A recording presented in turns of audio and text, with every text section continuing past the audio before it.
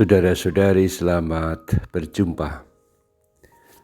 Saat ini saya ingin mengajak Anda merenungkan adorasi sebagai saat kita bertolak ke tempat yang dalam. Bahasa Latin yang terkenal Duc in altum, bertolak ke tempat yang dalam. Kata-kata bertolaklah ke tempat yang dalam adalah kata-kata Tuhan Yesus ketika menyuruh Simon untuk menebarkan jala di tempat yang dalam. Sesudah Tuhan Yesus mengajar orang-orang di atas perahu Simon, kemudian setelah selesai mengajar, Tuhan Yesus meminta Simon untuk bertolak ke tempat yang dalam dan menebarkan jala untuk menangkap ikan. Pada waktu itu Simon menjawab, "Guru, telah sepanjang malam kami bekerja keras dan kami tidak menangkap apa-apa. Tetapi atas perintah-Mu aku akan menebarkan jala juga." Dengan demikian, Simon sendiri yang sebenarnya ahli dalam hal mencari ikan karena dia pada dasarnya pekerjaannya, profesinya adalah nelayan, dan nyatanya sepanjang malam bekerja keras tidak menangkap apa-apa. Sementara Yesus menyuruhnya untuk menangkap ikan pada siang hari. Kebiasaan orang kalau menangkap ikan justru pada malam hari, tapi Yesus memintanya pada siang hari. Ini aneh. Tetapi Simon Petrus percaya, atas perintah-Mu aku menebarkan jala juga.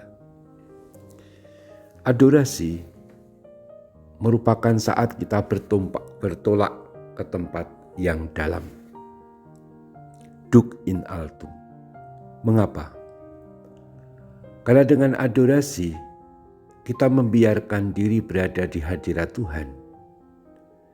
Dan Tuhan adalah Dia yang menyelenggarakan kehidupan. Maka bertolak ke tempat yang dalam berarti membiarkan kita oleh Tuhan agar kita boleh masuk ke dalam hatinya, dirinya, kasihnya, tenggelam dalam kedalaman cintanya, cinta Tuhan yang tak terbatas kepada kita.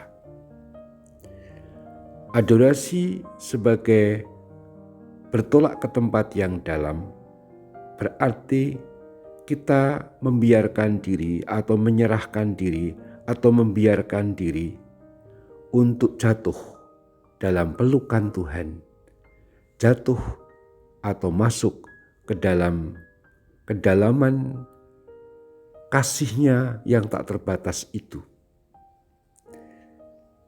Kasih Tuhan yang tak terbatas itu sudah ditampakkan melalui peristiwa sengsara, wafat, dan kebangkitannya dalam misteri Paskah. Kasih Tuhan yang begitu tak terbatas dinyatakan, diwujudkan. Peristiwa salib ketika Tuhan Yesus disalibkan adalah saat Dia membiarkan diri oleh kehendak Bapa untuk menjadi korban dari cintanya kepada umat manusia agar manusia bisa diselamatkan.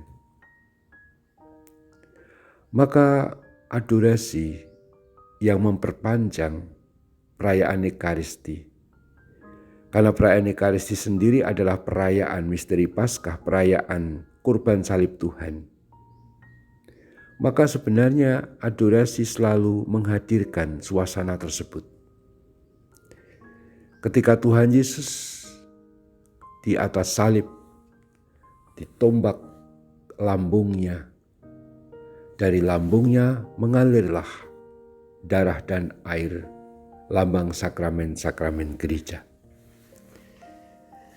Kedalaman hatinya itu ditusuk dan mengalir sakramen-sakramen gereja yang menjadi sumber kehidupan dari gereja. Maka Ekaristi sungguh menjadi lambang yang sekaligus lambang real dari kasih Tuhan yang dinyatakan kepada kita dan agar kita mau tenggelam di dalamnya. Maka adorasi bukan hanya sekedar saat kita mengajukan permohonan, meskipun permohonan itu sangat penting dan perlu, karena de facto kita hidup dari kebutuhan-kebutuhan konkret sehari-hari, akan nafkah, akan rezeki, akan kesehatan, akan kedamaian, akan kerukunan keluarga, itu semua kita perlukan.